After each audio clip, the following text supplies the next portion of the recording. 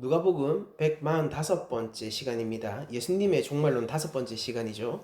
무화과 나무의 비유라는 제목으로 누가복음 21장 29에서 33절까지의 말씀을 전하도록 하겠습니다.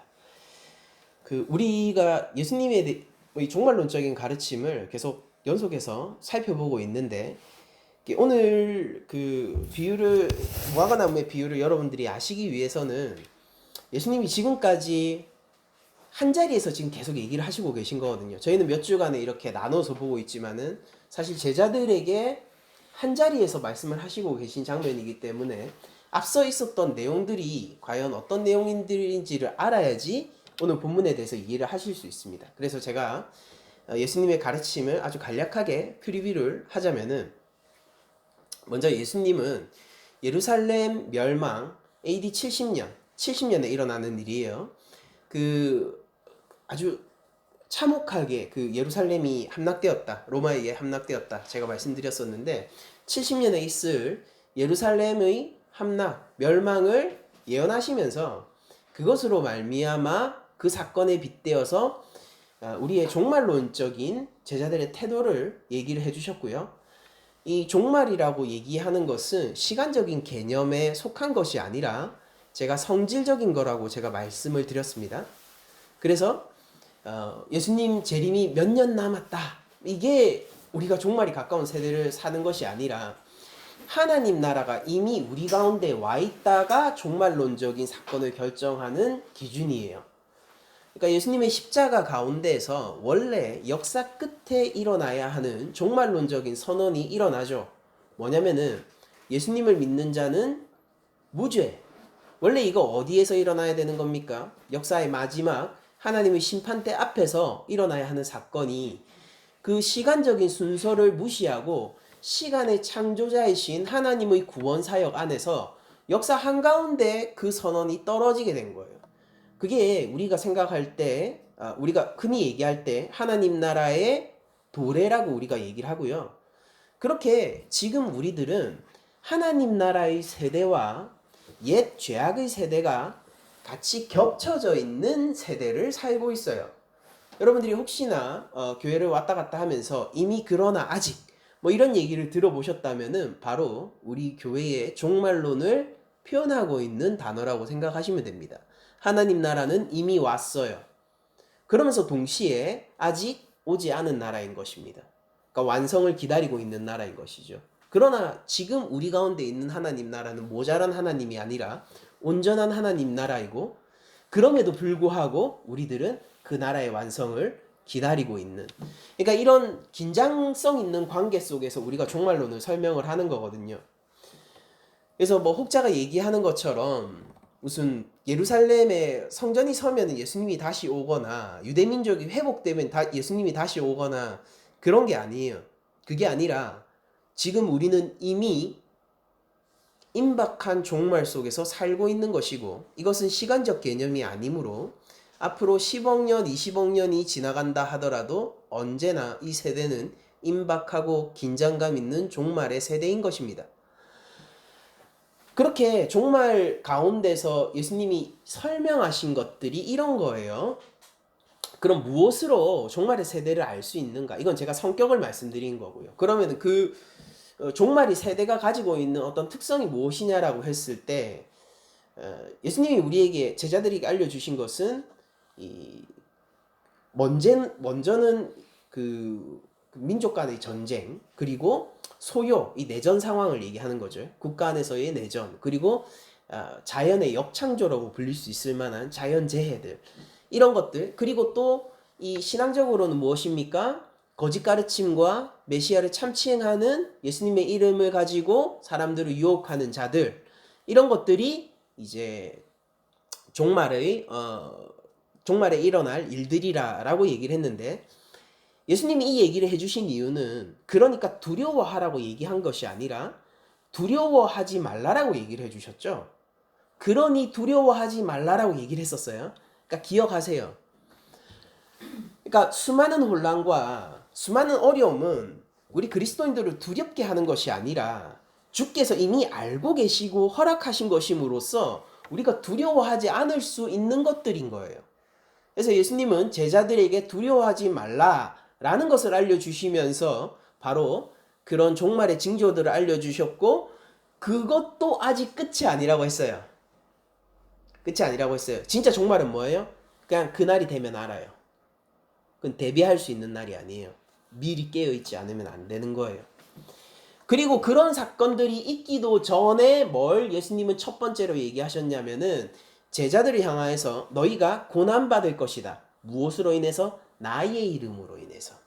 교회에 와 있으면은요, 많은 고난받은 사람들이 있습니다. 힘드니까 교회 오기도 하고, 교회로 와가지고 기도할 때를 보면은 저마다의 어려움을 가지고 기도를 하죠. 근데 예수님이 얘기하고 있는 것은 우리 죄악된 인류 전반이 고통을 받아야 하는 삶의 기본적인 속성으로서의 고통을 얘기하는 게 아니고요. 주의 이름으로 고난을 받는 것을 예비해 두신 것입니다. 그러니까 여러분들 구별하셔야 돼요. 삶이 어렵다고 해서 여러분들이 하나님의 영광을 위해서 고난을 받는 것인가 아닌가는 조금 따져봐야 됩니다. 여러분들이 믿음 가운데 있어야지 이 모든 것들이 말이 되는 거예요. 그래서 예수님은요, 제자들에게 고난을 얘기를 하시고, 그리고 나서 이것이 얼마나 확실한지에 대해서 오늘 얘기를 해주시는 겁니다. 자, 봅시다. 오늘 본문은 그렇게까지 주의할 게 없어요. 가만히 한번 잘 보세요. 제가 29절부터 읽어드리면은, 이에 비유로 이르시되 무화과 나무와 모든 나무를 보라. 싹이 나면 너희가 보고 여름이 가까운 줄을 자연히 아나니, 이와 같이 너희가 이런 일이 일어나는 것을 보거든 하나님 나라가 가까이 온 줄을 알라 라고 얘기를 하십니다. 그러니까 여기서 나와 있는 이런 일을 보거든 할 때 이 이런 일들은 혼란스러운 일들이고, 우리의 신앙을 위협하는 일들이고, 예수 그리스도의 이름으로 고난을 받는 일들이고, 하나님 나라의 온전한 통치와 평화와는 다른 세상을 보는 일들이죠. 지금도 여전히 지구는 인간의 기술의 발전이라는 이기심 가운데에서 지금 온난화 현상 이런 것들 있잖아요. 그러니까 지구는 역창조로서 파괴가 되고 있고, 국가와 국가는 서로 이념과 사상과 종교 등으로 대립하고 있고요. 각국의 이익관계 가운데에서 여러분들 이 국가 간의 관계만큼 저는 약육강식과 짐승의 논리가 통용되는 그 관계가 없다라고 저는 생각을 합니다. 그러니까 정말로 이 진짜 웃기잖아요. 그러니까 러시아 우크라이나 전쟁 일어난 걸 보세요. 그 속에서 어떤 미묘한 관계, 그러니까 구소련의 영토였었잖아요, 우크라이나가. 그러니까 그러나 지금은 이제 그 우크라이나로 하나의 국가로 이제 완전히 독립해 있는 상태에서 그런 미묘한 긴장을 가지고 그럼 바로 가서 전쟁을 일으키고, 국제사회는 그것을 비난하지만은 우리가 확인했던 게 뭐예요? 결국 러시아가 무슨 이 그 천연가스 이런 거 잠그니까 유럽에서 그냥 입 싹 닫고 그냥 말만 하고. 그러니까 이런 일들요. 그러니까 하나님 나라에서의 우리가 바라는 공의와 정의가 과연 이 국제 관계 속에서 실현되고 있습니까? 그러니까 그렇지 않죠. 여전히 전쟁을 일으키고 있는 내전 가운데 있는 나라들을 우리들이 보게 되고요. 그리고 자연은 파괴되고 있어요. 그러니까 예수님이 얘기하신 종말의 징조가 지금 이 땅 가운데 있고, 그리고 늘 있어 왔고, 이런 것들은 심화되어 가고 있죠. 그러니까 하나를 해결하면 또 하나의 문제가 터지고요. 하나가 봉합되고 나면은 또 다른 문제가 생기는 것이 우리 역사를 통해서 계속 보아왔던 이 세계의 질서 아닙니까? 혼란스러운 질서요. 그러니까 언제까지 계속될 거냐? 주님 오시기 전까지 계속된다라는 거예요. 주님 오시기 전까지 계속된다라는 거예요. 그럼 그 가운데서 이런 일들을 저희들이 보고 있으면서 알 수 있는 게 뭐냐면은 하나님 나라가 가까이 올 줄 저희들이 알게 되는 겁니다.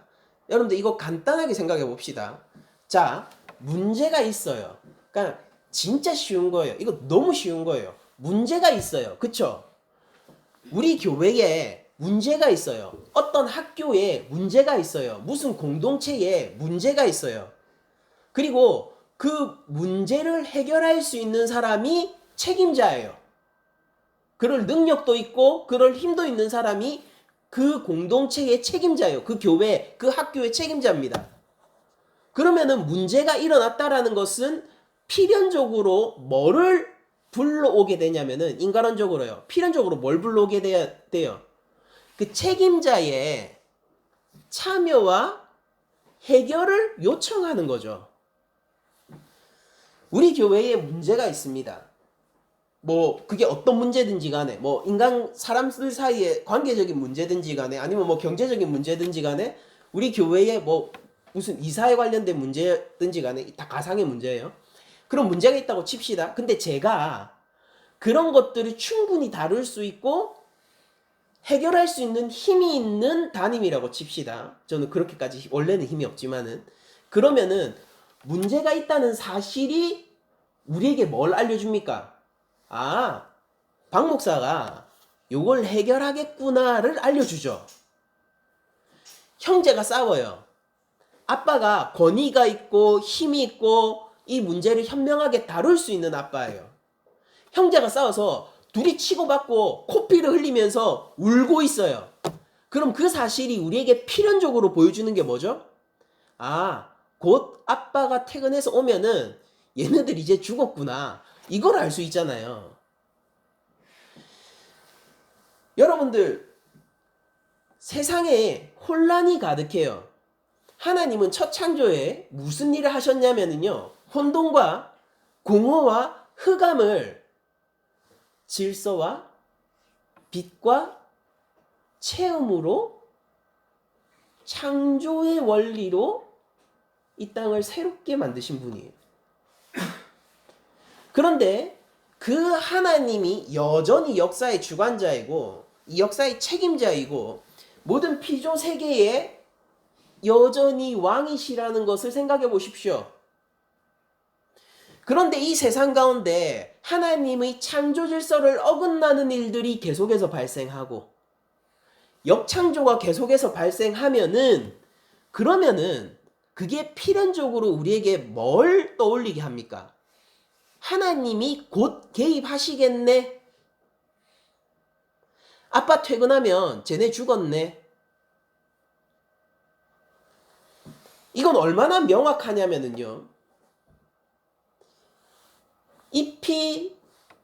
무화과나무에 잎이 생기면은 여름이 왔다라는 것을 알 수 있는 것만큼이나 명확하다라는 거예요. 그러니까 우리가 이런 본문들이 두렵게 느껴지거나 아니면 이런 본문들이 종말론과 관련된 본문들이 잘 이해가 되지 않는 경우는 대부분 어떤 경우냐면은 하나님에 대한 살아계신 하나님에 대한 실존적 감각이 우리 가운데 없기 때문입니다. 거의 대부분은.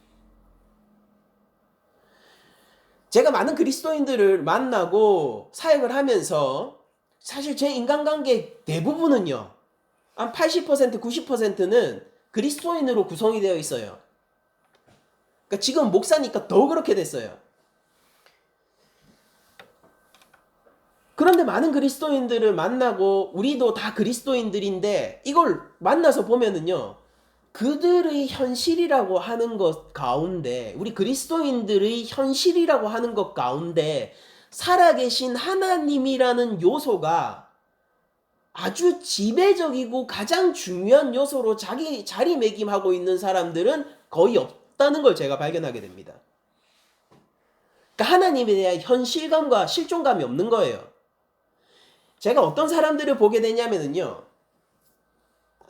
한 어떤 그 집사님을 저도 개척교회 목사잖아요. 그러니까 개척교회를 섬기고 계신 어떤 집사님을 보게 되면은요.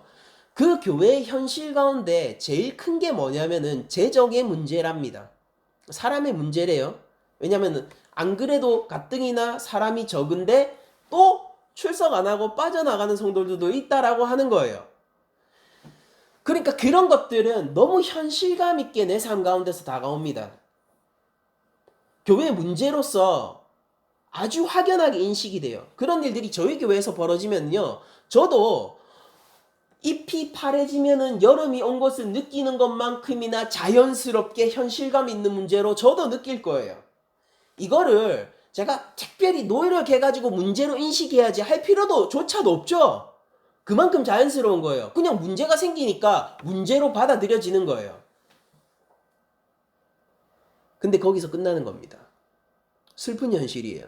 거기서 끝나는 거예요. 그런데 이런 문제가 있는데 우리 교회의 머리가 예수님이라는 사실에 대해서는 현실감이 없는 거예요. 실존감이 없는 거예요. 말은 할 수 있어요. 매주 우리가 사도신경을 외울 수는 있어요. 매주 우리가 설교를 듣고 나와서 기도의 가운데서 기도할 수는 있습니다. 근데 예수님이 우리 교회의 머리라는 사실에 대해서는 실존감이 없는 거예요.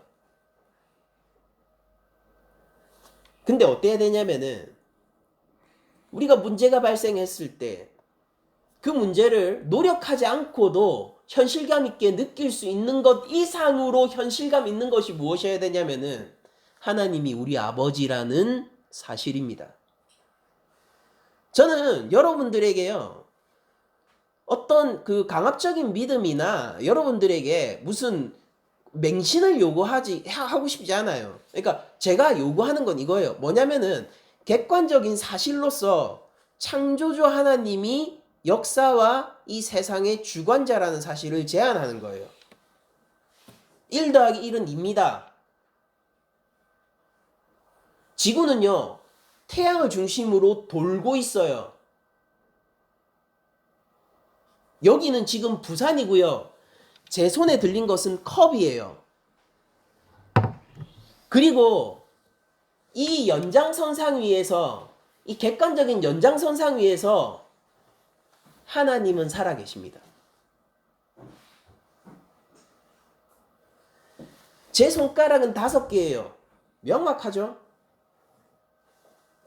이어서 이 연장선상 위에서 주 예수 그리스도가 우리를 위해 십자가 위에 달려 죽으셨습니다.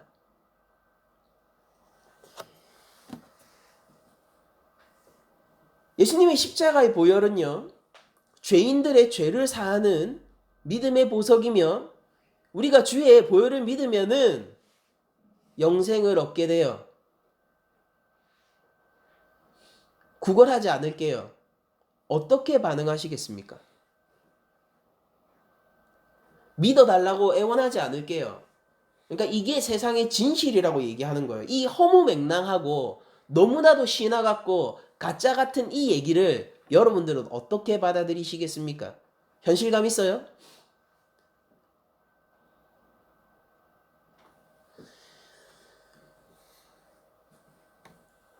여러분 생각해 보세요. 많은 환경단체 운동가들이요, 환경을 살리기 위해서 노력하고 있고 환경과 관련된 과학자들이 우리가 어떻게 하면은 파멸로 가지 않을지에 대해서 연구를 하고 있습니다. 국가적인 예산이 투입되고 있고 지금 인류의 가장 중요한 문제 중에 하나가 이 환경의 문제 아닙니까?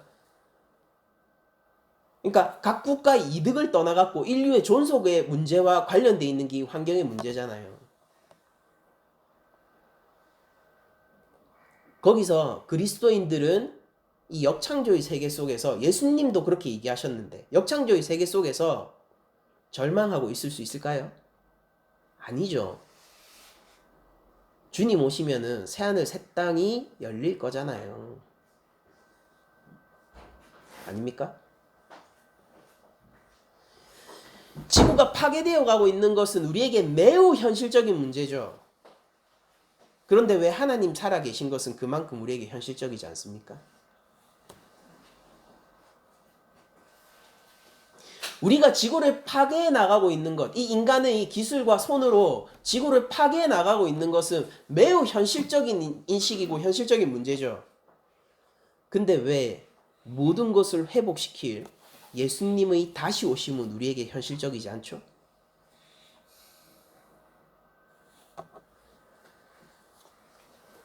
그리스도인들은 환경운동 하나를 하더라도, 분리수거 하나를 하더라도 완전히 다른 감각 가운데서 할 수 있는 거예요.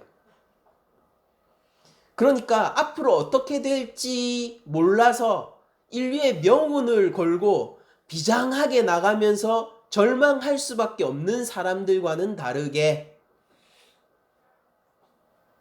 주님이 모든 것을 회복시킬 것이다 라는 확신 아래에서 환경운동을 하는 겁니다.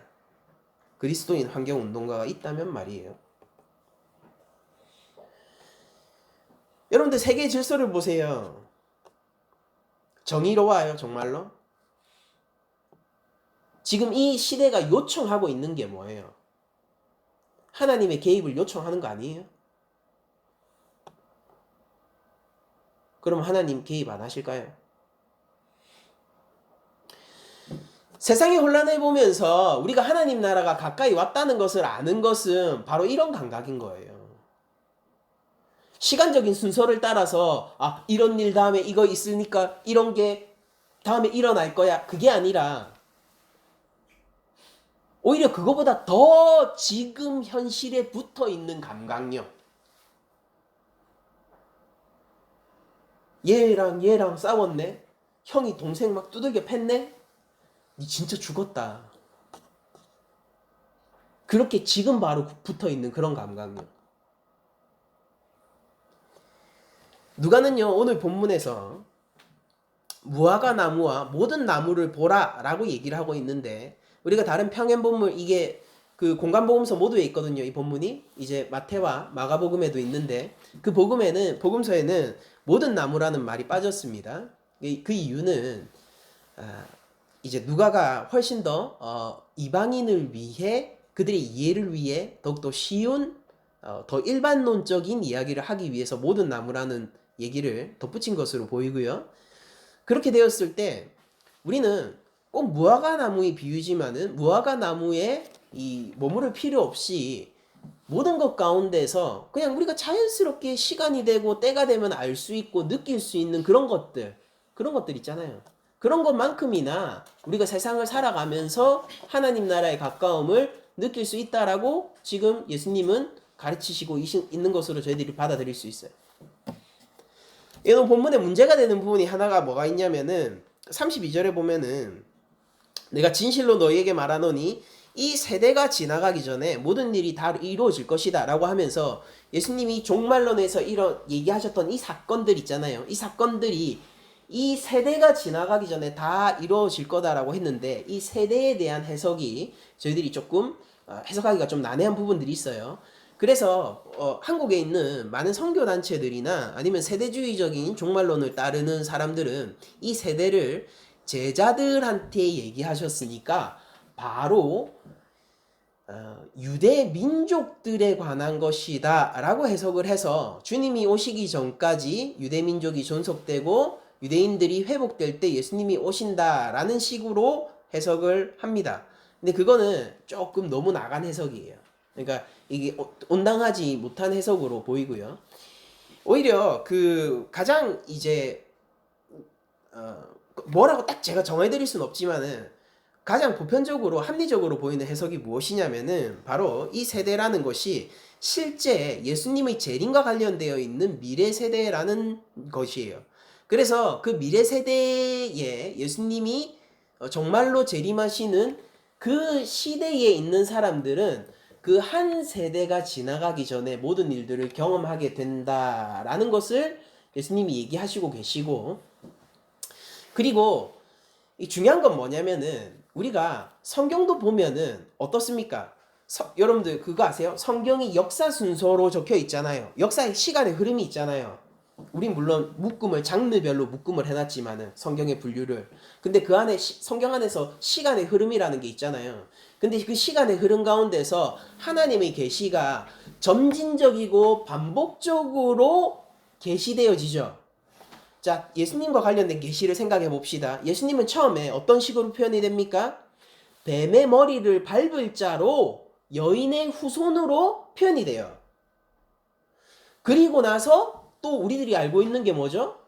예수님이 왕으로서 생각이 되어지고요. 광야 시대의 모세는요, 그 이전에 모세는 선지자로서 나와 같은 선지자의 말을 들어라, 순종하라 라는 말로 예수님을 선지자로서 얘기하고, 그리고 실제 예수님이 태어나셨을 때, 성육신하셨을 때에 동정녀 탄생으로 이 땅 가운데 낮아지심으로 성육신하셨을 때에 메시아가 무엇이구나 라는 것을 그때 비로소 알 수 있게 됐었어요.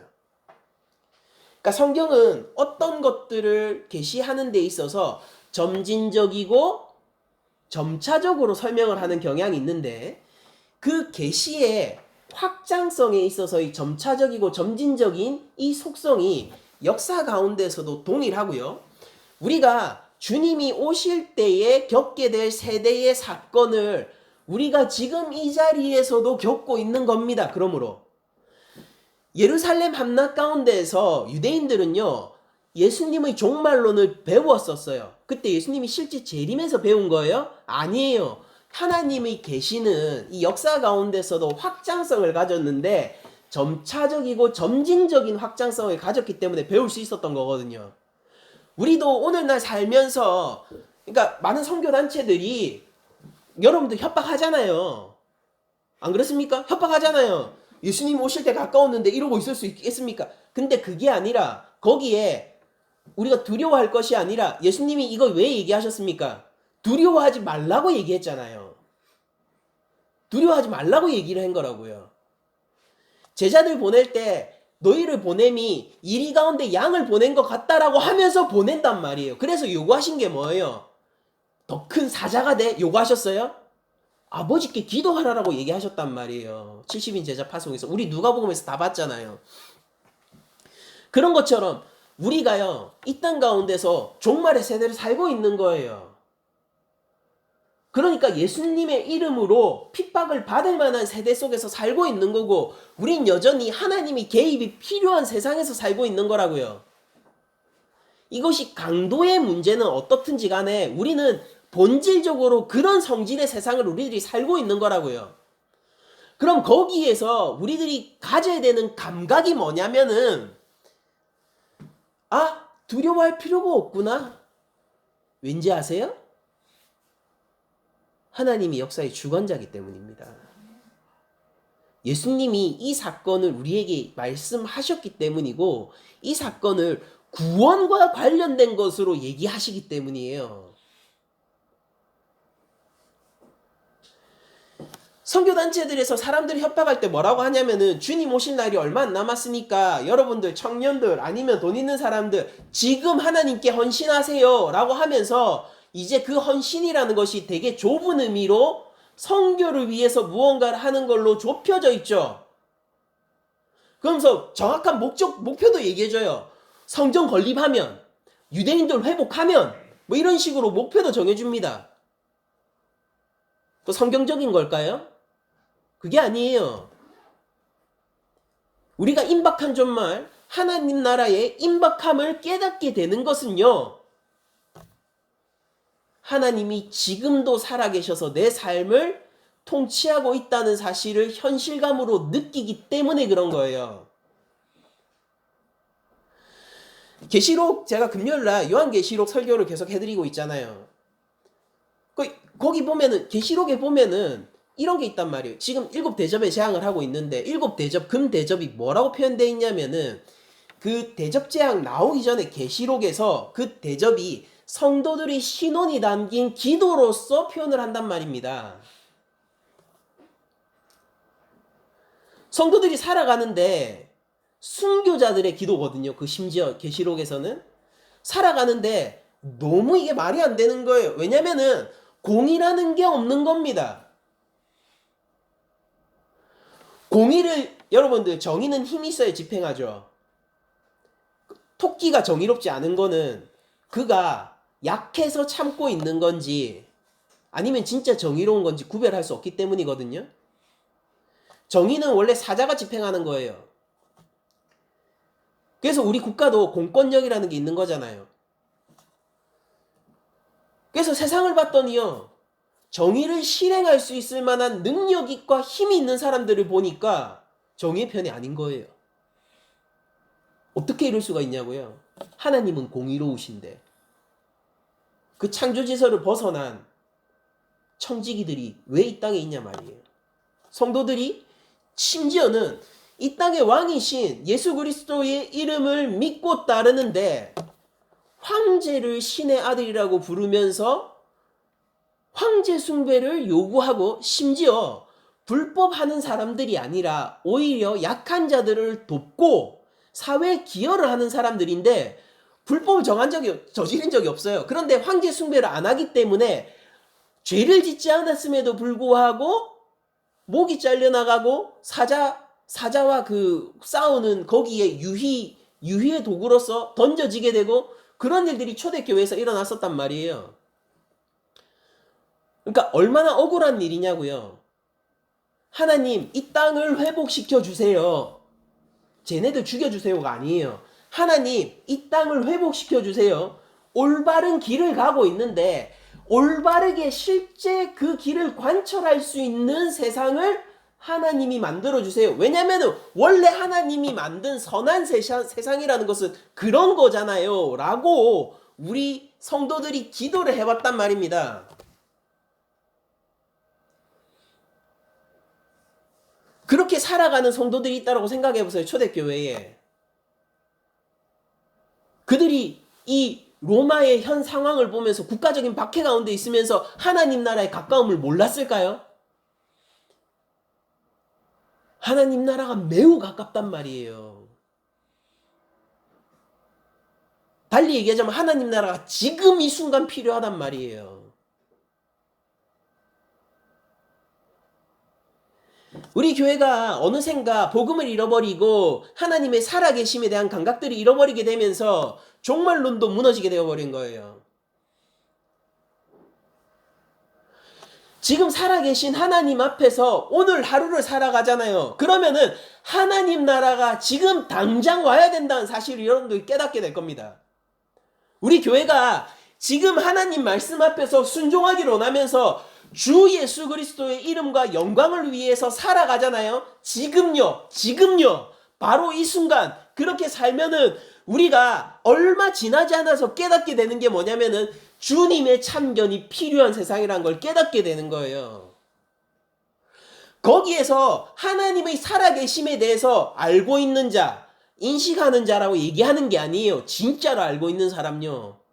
알고 있는 사람, 하나님을 믿는 사람, 하나님의 백성들은 거기서 완전히 다른 삶의 모양을 선택하게 된단 말입니다.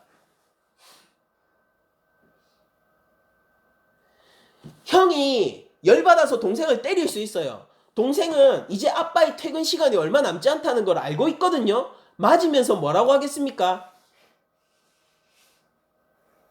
형님 제발 살려주세요. 형님이 나의 아버지 되십니다. 라고 하겠어요? 아니면은 형 진짜 조심해래. 진짜 죽었대. 아빠 좀 있으면 퇴근한대. 이렇게 얘기하겠냔 말이에요. 그리스도인들이 왜 무력한지 아세요? 말씀대로 살아야지. 말은 그렇게 하죠. 말씀대로 살아야지. 그래, 말씀대로 살면 힘이 있지. 그게 뭔지도 모르면서 경험도 못 해봤으면서. 왜 그렇게 약해진지 아십니까? 하나님에 대해서 현실적인 감각이 없는 거예요. 지금 당장 힘든 걸 생각하는 거죠. 지금 당장 힘든 거예요. 지금 당장. 근데 예수님이 뭐라고 했습니까? 그러니까 힘들다고요. 힘들다니까요. 그래서 예수님이 뭐라고 얘기하냐면 그러니까 우리 다음 주 볼 건데 그러니까 준비하고 믿음을 지키고 깨어 기도하라는 겁니다.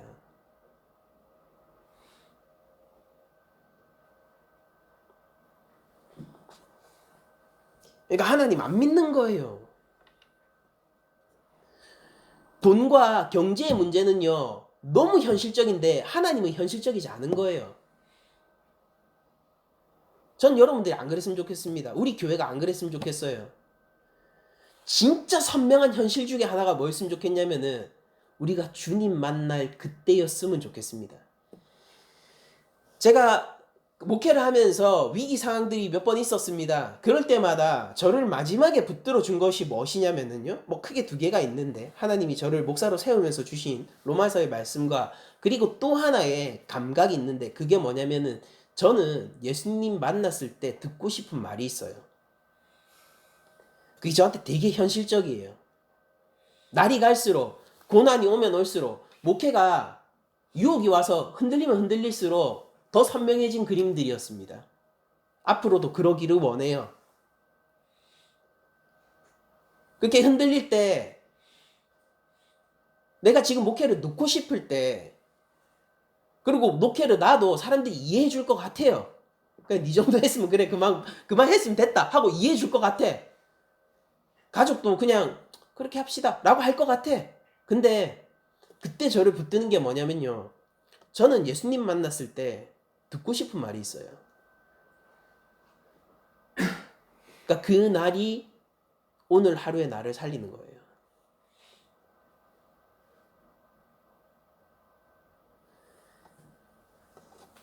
여러분들이 살고 있는 세상을 생각해 보시고 여러분들이 주변 환경을 한번 생각해 보십시오.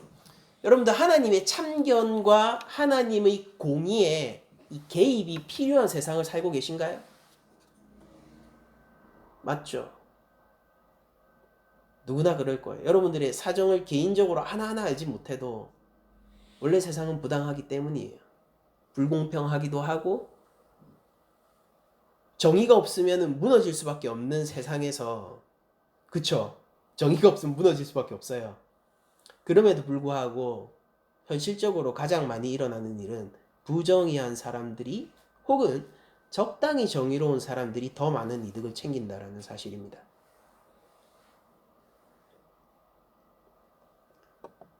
그럼 여기서 여러분도 어떤 길을 선택하시겠습니까? 현상 앞에서 선택하면은 지금 당장 사는 길을 선택할 거고요. 살아계신 하나님 앞에서 선택을 하면은 조금 다른 선택을 하시게 될 거예요. 예수님이 이 땅 가운데 오십니다. 우리는 사도신경을 고백하는 교회 아닙니까? 다시 사는 것과 영원히 사는 것을 믿사옵나이다. 지금 우리의 구주께서는 어디에 계십니까? 사흘 만에 부활하사 하나님 우편에 계시죠. 이게 우리의 믿음의 고백이라면서요. 정말로 현실적이에요. 진짜 그렇냐고요. 오늘 태양이 뜨지 않습니까? 그러면 이제 나중에 시간 지나면 지겠죠. 밤이 되고 저녁이 되면. 그것만큼이나 명확하고 현실적입니까?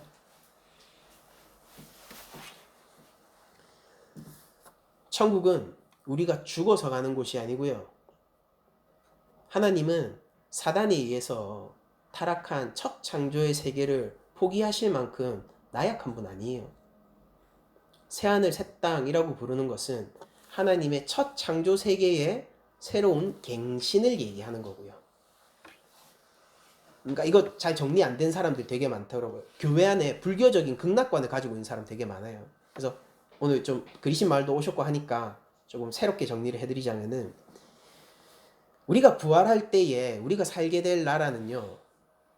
바로 하나님이 선하게 지으신 이 세상을 주님이 오심으로 갱신하면서 이 피조 세상에서 살게 될 거고요.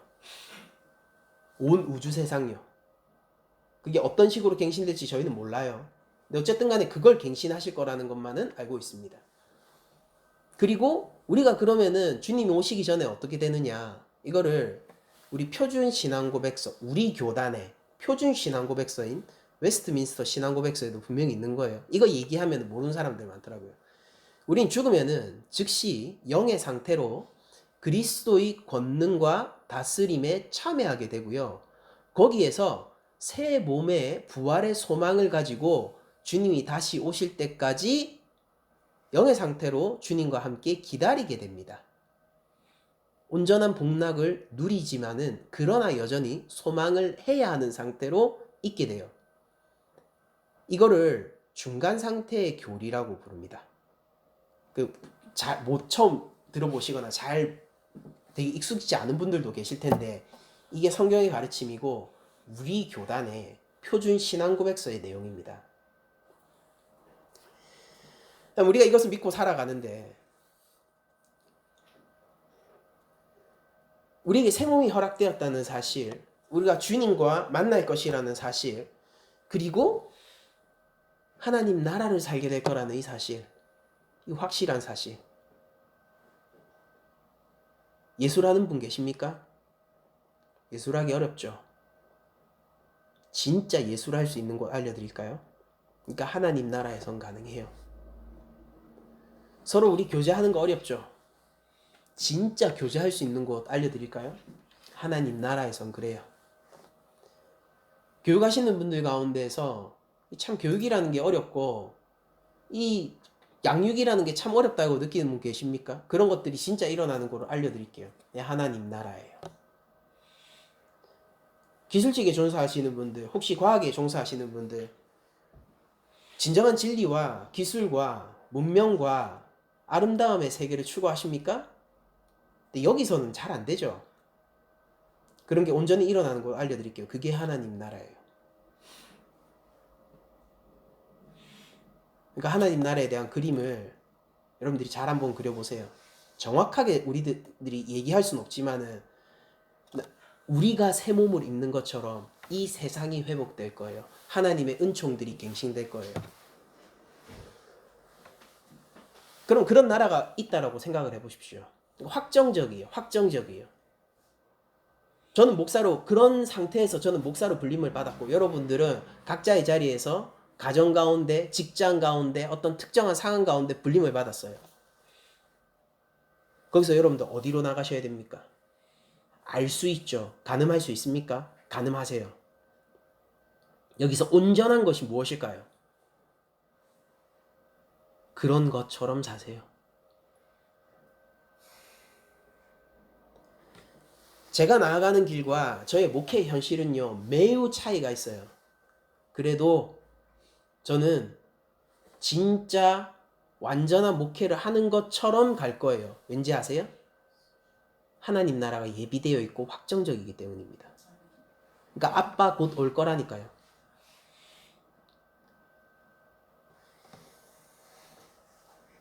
하나님 나라의 도래의 확실성이 지금 우리한테 미치는 영향이 뭐냐면 바로 이렇게 첫 번째, 정확한 방향성과 목적성을 우리 삶 속에서 가질 수 있게 된다라는 것입니다.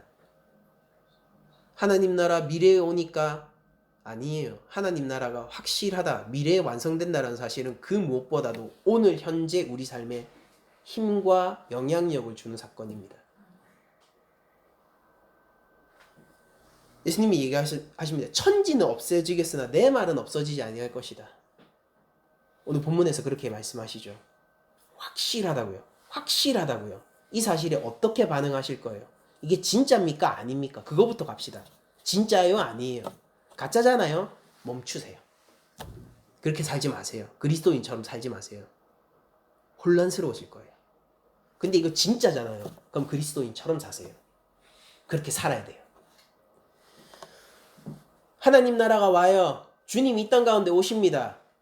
확실하다고요. 여기 진짜예요? 가짜예요?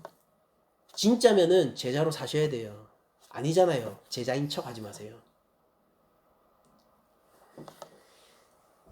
그렇게 하나님 나라의 확실성은 정확한 방향성과 목적성을 우리한테 첫 번째로 부과해주고요. 두 번째 유익이 뭐냐면은 우리에게 넘치는 소망을 부어줍니다.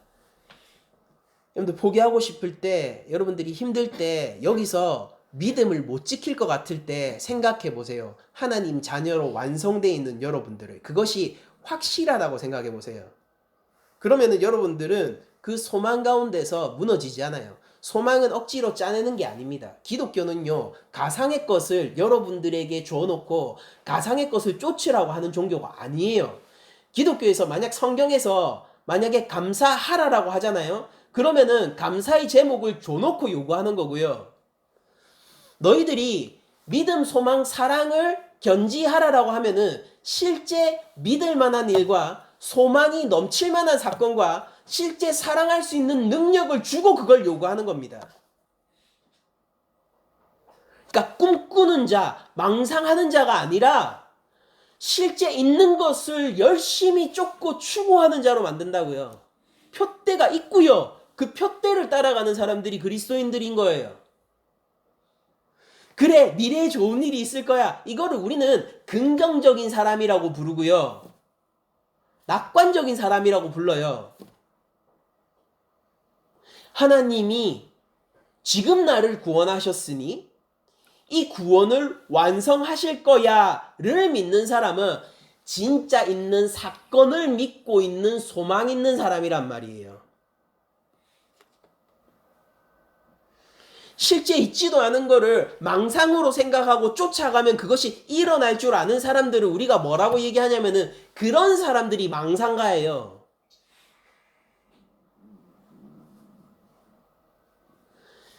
그리스도인들은 망상가가 아닙니다.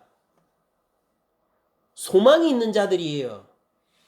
소망의 내용이 뭡니까? 미래에 벤츠 타는 게 소망일까요? 내 아들 서울대 가는 게 소망의 내용일까요? 성경이 얘기하고 있는 소망의 내용일까요? 그거 혹시 이스라엘에서 하나님이 그거 안 주니까 바알 모셔놓고 빌었던 옛 이스라엘의 모습을 우리가 반복하고 있는 건 아닐까요? 성경이 얘기하고 있는 소망의 가장 큰 소망의 내용이 뭐냐면은 주께서 우리를 구원하셨고 하나님 나라가 도래한다라는 겁니다. 하나님은 우리의 손에 의해서 이용당하는 분이 아니라 우리가 하나님께 순종해야 되는 분인 거예요.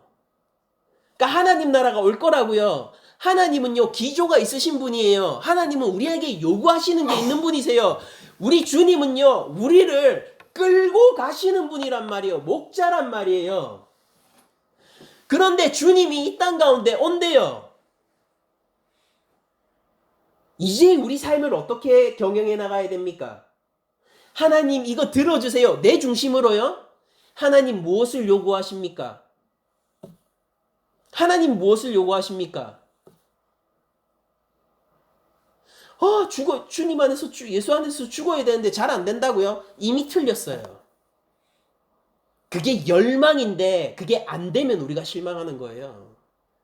제발 죽고 싶은데 십자가 안에서 죽고 예수님만으로 살고 싶은 열망과 소망이 있는데 그게 안 될 때 절망하는 게 그리스도인이지. 죽어야 된다는 사실이 그게 뭐예요? 그게 뭐 어떻단 말이에요? 그걸 소망하지 못한다고요? 각기 제 십자가를 지고 매일 지금 여기서 나를 따르라라고 했을 때 그게 뭐예요? 기쁜 내용 아닙니까? 그게 안 되면 우리가 괴롭죠. 그게 그리스도인 아니에요? 전 여러분들한테 그러니까 십자가를 제발 좀 져주세요. 그런 거 얘기 안 할 거예요. 주님의 복음이 그렇게 작습니까? 그것조차 소망하지 못하면 어떻게 예수님의 은혜를 아는 사람이라고 할 수 있어요? 예수님 어떻게 믿는 사람이라고 할 수 있어요? 그것조차 소망을 못하는데 어떻게 그 사람이 신앙을 시작했다라고 얘기할 수 있냔 말이에요. 하나님 나라가 확실시되어 있습니다. 우리는 소망이 있어요. 그 소망이라는 것은 망상이 아니고 정확한 내용을 가지고 있어요. 우리가 한 목소리로 사도신경을 고백하는 것만큼이나 정확한 내용을 가지고 있다고요. 제 아들한테 제가 게임기를 사준 적이 있습니다. 정확하게는 그 패드인데 제가 이렇게 얘기를 했어요. 아들아, 그 패드가 그 안드로이드 패드가 오늘 올 거야. 그때 제 아들은 소망을 품기 시작했어요. 이게 아니에요. 내가 패드를 갖고 싶다고 생각하면 아빠가 사줄 거야가 아니라요. 제가 이미 결제해 놨고요. 쿠팡이라 가지고 다음날 오는 거예요. 그래가지고 제가 그날 아침에 이렇게 얘기한 거예요. 온다? 오늘 온다? 제 아들은 학교를 갈 때도 평소와는 다르게 기분 좋게 가는 거예요. 왠지 아세요? 소망이 있거든요. 여러분들 바람이 이루어질까요? 하나님 나라가 온다고요. 소망을 가지시란 말이에요. 주님이 우리를 구원하셨고 여러분들 주님 만날 날이 있다니까요. 그러니까 소망을 가지라고요. 망상하지 말고. 이렇게 우리에게 소망을 부어주는 것이 하나님 나라의 도래의 확실성의 두 번째 유익이고요. 마지막 세 번째 유익이 뭐냐면은 그러므로 현재의 고난을 넘을 수 있는 힘의 원천이 어디서 나오냐면은 미래 사건에서 오는 거예요. 형이 동생 두들겨 패고 있는데 동생이 그거 맞으면서도 버티는 거예요. 이씨 그러면서 오히려 큰 소리 치는 겁니다. 이씨 진짜 형 죽었다. 형님은 진짜 죽었다. 아빠 이제 곧 온다. 그러다가 이 뭔 소리 하나 이러면서 막 화가 나서 떼고 있을 때 삐삐삐삐 현관문에서 아빠가 비밀번호 치는 소리 들린다고 생각해 보세요. 삐삐삐삐 어떻게 될까요? 진짜 죽은 거예요. 형은 아빠 물어보겠죠. 왜 그랬어? 동생이 일러 바치겠죠. 야, 일로 와. 동생을 네가 지켜줘야지. 때려. 이러면서 혼낸 우리 어릴 때 되게 많이 겪었던 그 광경이잖아요. 그러니까 지금 고난이 있다고요? 그러니까 고난 받으세요. 예수 그리스도의 이름으로 그 영광을 추구하는데 녹록치 않다고요? 원래 그런 거예요. 원래 그런 거예요. 그러니까 강해지세요. 그냥 강해질 생각을 해야지 그걸 피할 생각을 하지 마세요. 그렇게 가십시오. 할 때 힘들잖아요. 예수님 믿는 거 쉽지 않아요. 힘들잖아요. 어떻게 넘을래요, 여러분들? 어떻게 넘을 수 있습니까? 그러니까 하나님 나라가 확실하다니까요. 오래 참으시는 하나님은 죄에 대해서 오래 참으시지만 영원히 참는 분이 아니세요. 성도의 신원은 일정 기간 동안 하나님 앞에서 키핑됩니다. 키핑돼요. 그러나 하나님이 잊어버리시지는 않으세요. 나중에 예수님 만났을 때 여러분들 뭐 내놓으실 거예요? 우리 낮은 자리 교회는 나중에 예수님 만났을 때 뭐 내놓을까요? 예수님, 우리가 드디어 100평의 부지를 그거 예수님 드릴까요? 여러분들 예수님 만났을 때 뭐 내놓을 거예요?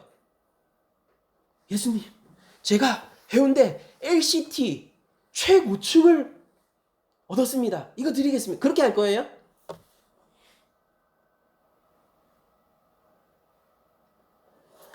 예수님, 제 은행 계좌의 잔고를 보십시오. 그거 예수님 드릴 거예요? 그거 자랑할 거냔 말이에요. 예수님한테 듣고 싶은 내용이 뭐예요?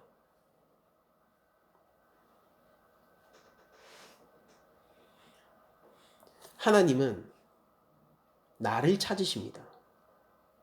그쵸? 우리를 찾으세요. 예수 그리스도가 피를 흘린 이유는요. 벤츠 때문이 아니고요. 아파트 때문이 아니고요. 죄인을 위해서예요.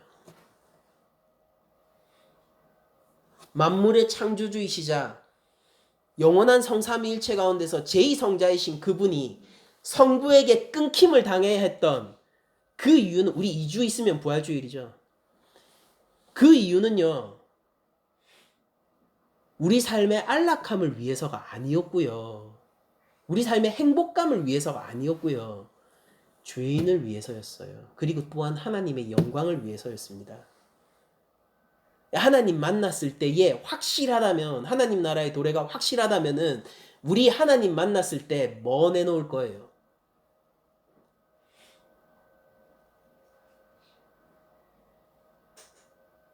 돈 없으면 살기 힘든 세상과 하나님 나라 무엇이 더 현실입니까? 그게 우리 삶의 향방을 결정할 겁니다.